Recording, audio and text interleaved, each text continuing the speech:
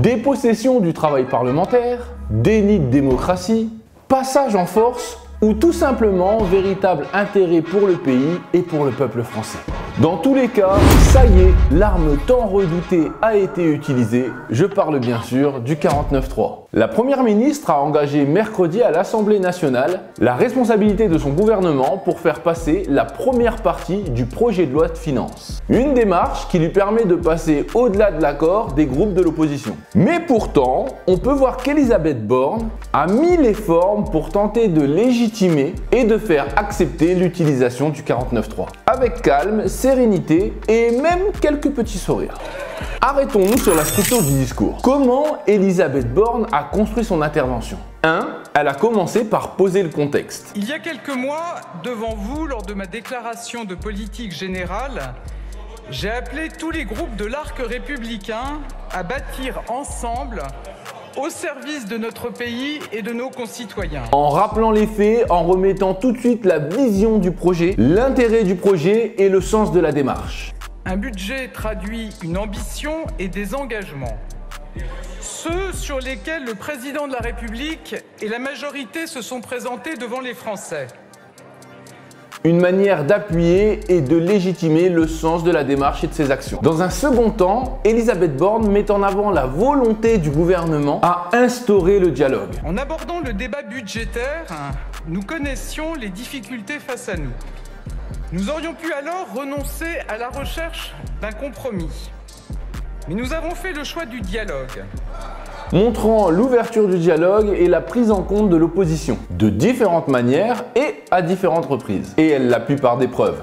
Dès cet été, le ministre de l'économie et des finances et celui des comptes publics ont lancé les dialogues de Bercy. J'ai personnellement reçu tous les présidents des groupes parlementaires. Ces derniers jours encore, en commission et en séance publique, le débat s'est tenu et nous avons examiné loyalement toutes les propositions, toutes les idées. Une fois le contexte posé, la mise en avant de la véritable volonté du gouvernement d'écouter l'opposition, elle assène un argument de responsabilisation et d'urgence face au projet du loi de finances. Car si nous ne convergeons pas sur tout, nous pouvons nous rejoindre quand l'intérêt général est en cause.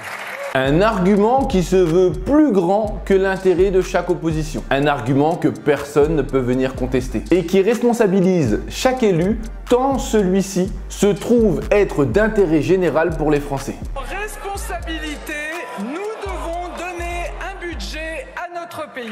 Pas mal, Elisabeth. Et comme, au vu des échanges, la situation est bloquée et qu'elle pourrait mettre à défaut la responsabilité du gouvernement français. Les Français attendent de nous de la cohérence, de l'action et des résultats. Elisabeth Borne n'a pas le choix. Elle doit faire preuve d'autorité.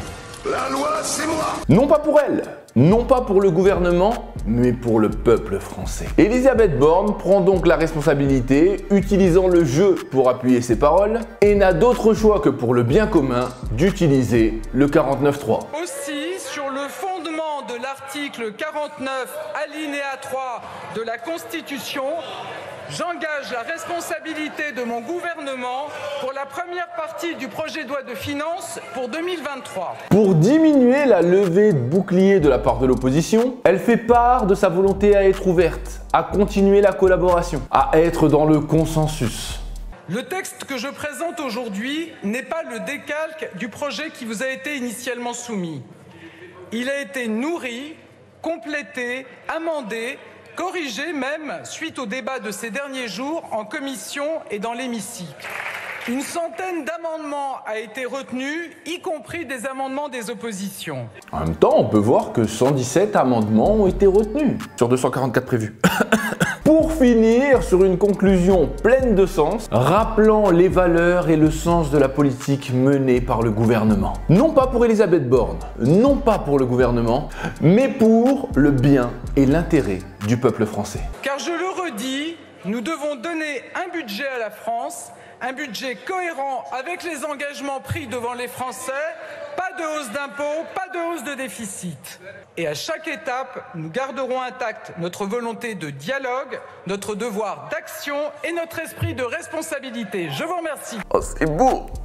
Oh, c'est beau, j'ai failli y croire! Alors ceci n'enlève en rien la non-acceptation de la part de l'opposition de ce passage en force. Et on ne pourra pas dire qu'Elisabeth Borne n'a pas légitimé son acte et expliqué le sens de sa démarche auprès de l'Assemblée et du grand public. L'autorité a toujours ce point faible, qui veut que l'on ne comprenne pas toujours la logique et le sens des décisions. Elisabeth Borne a fait certes preuve d'autorité qui peut offusquer, choquer l'opposition. Mais elle l'a fait en toute intelligence en prenant le temps de légitimer et de justifier sa décision. Après, que l'on accepte ou que l'on s'oppose, ça c'est une autre décision, ou une motion, ça dépend. Mais la transparence et la pédagogie amèneront sûrement le crédit et la légitimité de l'action. Ou pas, à moins qu'on en abuse. Mais ça, seul l'avenir nous le dira. Et toi, t'en as pensé quoi? Bref, c'était la news. Un nouveau format. Ouais, tu peux dire si t'as aimé.